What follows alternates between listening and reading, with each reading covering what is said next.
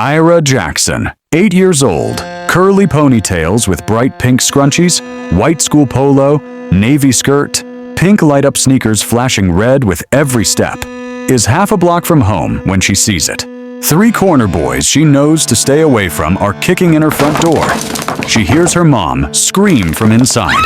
Ayra drops her backpack and sprints straight into the middle of the street, sneakers flashing like emergency lights, screaming the only word that matters. Please, help! Help me! It's my mom! At that exact second, Please, 12 Oakland Hells Angels roll around the corner on loud custom Harleys, coming back from dropping toys at the children's hospital.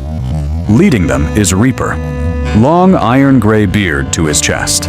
Arms, neck, hands, every inch of visible skin covered in old-school ink. Reaper locks the front brake. His bike stops inches from the little girl. 11 more Harleys fan out and kill engines. The whole block goes graveyard quiet except for 12 kickstands clanking down. Ayra slams into Reaper's leg and locks both arms around it like it's the only safe thing on Earth. "They're hurting my mommy! They took everything! Please!" Reaper swings off the bike, kneels, still towering over her, and puts one huge tattooed hand on her shaking shoulder. "Which house, baby girl?" She points. "Tan house. Door already kicked off the hinges." Reaper stands, one fist in the air. 12 engines roar back to life like the end of the world. 90 seconds later, the bikes surround the house in a perfect chrome wall. Reaper walks through the broken front door first. Doesn't run, doesn't need to. Inside, Ayra Jackson, still in light blue hospital scrubs, hair in a messy bun, backed into the corner. One thug has her purse. One has the jewelry box ripped off her neck. The third is swinging a crowbar, telling her to shut up. They never even finish the sentence. Reaper fills the doorway like a solar eclipse. The crowbar gets bent 90 degrees in Reaper's hand and dropped like trash. The pistol one kid tries to pull never clears the waistband. An angel behind Reaper catches the wrist, twists, gun clatters. The last kid opens his hands and everything, purse, jewelry, phone, even Tiana's hospital badge, falls to the carpet. Reaper's voice is low, almost soft. "You picked the wrong house today." He bends down, picks up every single item with hands the size of cinder blocks, and gently hands them back to Tiana one by one. Ayra comes flying in and crashes into her mom's legs. They drop to the floor holding each other, crying so hard the room shakes. Outside, 11 Harleys idle like patient lions. 2 angels drag the 3 zip-tied punks out to the porch and sit them against the wall. Reaper steps out onto the porch, looks at the growing crowd of neighbors filming on phones, and says exactly 6 words. "Anybody else want to touch this house?" Dead silence. Phones slowly lower. An old woman across the street starts clapping. Then another. Then the whole block. Reaper ignores it. He walks back inside, kneels again so he's eye level with Ayra. "You good, little warrior?" Ayra wipes her face and nods. An angel with a full-face Samoan tattoo pulls a small teddy bear from his saddlebag, still has the children's hospital tag on it, and hands it to her. "This was waiting for the bravest kid we met today." Tiana stands up, still shaking, and looks at the mountain blocking her doorway. She tries to speak. Can't. Just mouths, "Thank you."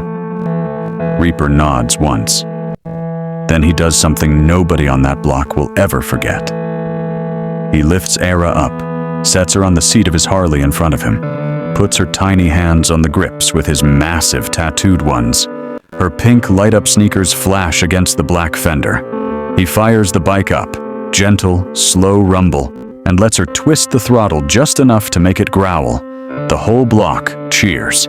10 minutes later, Oakland PD rolls up, lights flashing. The 3 punks are loaded into the back of 2 cruisers without a word. The sergeant walks up to Reaper, looks at the zip ties, looks at the bent crowbar on the porch, looks at Tiana and Ayra holding hands and smiling through tears. He just shakes Reaper's hand and says, We'll take it from here." As the sun drops behind the houses, the 12 Harleys line up in perfect formation in the middle of 63rd Avenue. Neighbors come out with cold water, with plates of food, with babies on their hips wanting to touch the bikes. Reaper stands beside his Harley, one huge hand resting on Ayra's shoulder while she sits on the seat, arms spread wide like she's flying, laughing so hard her cheeks hurt. Tiana stands on her repaired porch, door already getting fixed by 2 prospects who showed up 5 minutes ago, watching her little girl surrounded by 12 of the most feared men in California, and has never felt safer in her life. The last shot of the day, 5:58 p.m., golden hour hitting the chrome and the red and white patches just right. Ayra on the bike, arms out, wind catching her ponytails, Reaper's tattooed hand steady on her shoulder. 11 Hells Angels in a perfect circle around them, smiling like proud uncles. The whole block behind them clapping and waving, because in less than 90 minutes, a little girl in flashing sneakers stopped 12 Hells Angels dead in their tracks, and reminded an entire neighborhood what those colors really stand for when it counts. Sometimes the monsters don't win. Sometimes the monsters run into something bigger. And sometimes all it takes is one brave 8-year-old to turn the scariest men in the city into guardian angels. In red and white.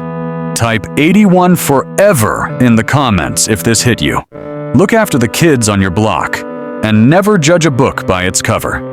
Especially when the cover is a death head with a heart the size of Oakland underneath.